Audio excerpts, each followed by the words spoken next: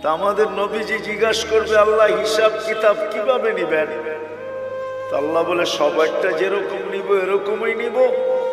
তা আমাদের নবীজি বলবে, যদি সবার সামনে আমার উম্মতের হিসাব কিতাব নেন, তাইলে তো আমি তো লজ্জিত হয়ে যাব, কেননা আমার উম্মত তো দুনিয়াতে গুনাহ করছে, আমি তো লজ্জায় পড়া যাব। তা আল্লাহ জিজ্ঞাসা করবে, তাইলে কিভাবে নিব?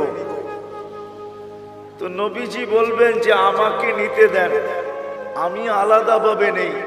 তা আল্লাহ প্রশ্ন করবে, আপনাকে যদি নিতে দেই, তো আপনিও তো আপনার উম্মতের গুনাহগুলা দেখবেন, তখনও তো আপনার চেহারাটা লজ্জায় ছোট হয়ে যাবে যে তোমরা আমার উম্মত হয়ে এই গুনাহ করলা, তো করলা কি করে, ঠিক না? সত্য তো? আল্লাহ জবাব দিবে, বন্ধু ওয়াদা, আপনার চেহারা আমি লজ্জিত করব না, বিদায় আপনার উম্মতের হিসাব কিতাব নিব আমি বটে, কারো সামনে না, আপনার সামনেও না, আমি পর্দার ভিতরে নিয়ে নিব, আপনাকেও জানতে দিব না, কাউকে জানতে দিব না। আমরা আল্লাহর বড় কাছের, বড় মোহাব্বতের, এই জন্য আমাদের বয়সটা খুব কম,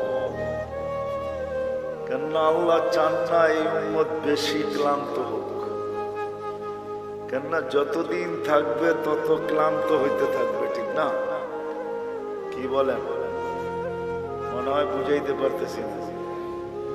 যত বেশি দিন থাকবো তত বেশি কি, 950 বৎসর নূহ আলাইহিস সালাম ছিলেন, তো নিজেই ক্লান্তির কথা কোরআনে বলতেছেন, দাউতু কওমি লাইলাম ওয়া নাহারা, আমি 950 বৎসর রাত দিন দাওয়াত দিছি।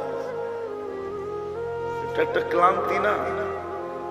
না পরিশ্রম? না, বিশাল পরিশ্রম। 950 বৎসর টানা রাত দিন। আমাদেরকে আল্লাহ বেশি বয়স দেন না এই জন্য যে আল্লাহ চান না আমরা বেশি পরিশ্রম করি, এই জন্য বয়স কমায় দিছেন। আমার মনে হয় আরো কম দিতে চাইছেন, কিন্তু ভাবছেন আবার এত কম দিলে কেউ আঙ্গুল উঠায় কিনা, এই জন্য 60-70 বৎসর দিছেন, বেশি দেন না।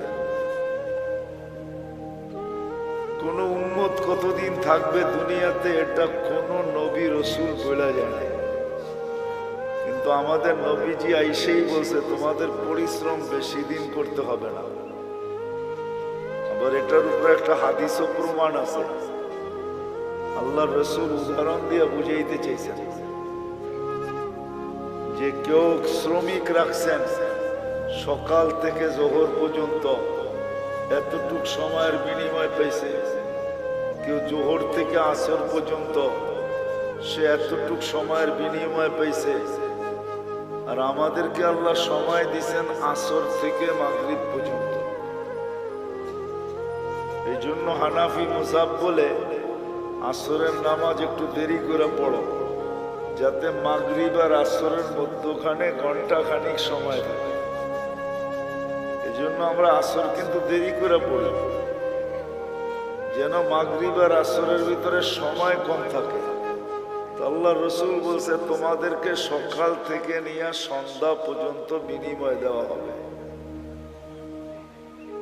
বুঝা গেল খাটাইলেনও কম, আবার বিনিময়ের গাট্টিও দিলেন বড়। গাট্টি বোঝেন? সওয়াবও দিলেন অনেক বেশি, সওয়াবও দিলেন বেশি।